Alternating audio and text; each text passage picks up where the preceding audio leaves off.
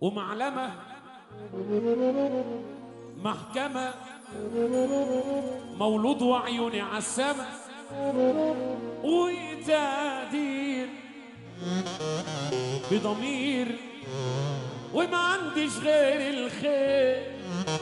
وتصلي على النبي وما تعمليش عم الاصيل، يا ابن انت لو اصيل ما كنتش تنكر الجميل. في الخطوة الأولى ليك أنا كنت معدي 1000 ميل، من حب حبايبي فيا لقبوني بالتقيل. قدرنا قدرك واشرفك يا قلب أخوك، هتيجي في سكتي 5 خطوات مش هيجيبوك. لو جيش معك قصادي برضو مش هينفعوك. ما تعمليش بصل يا اللي العيال بيفتشوك.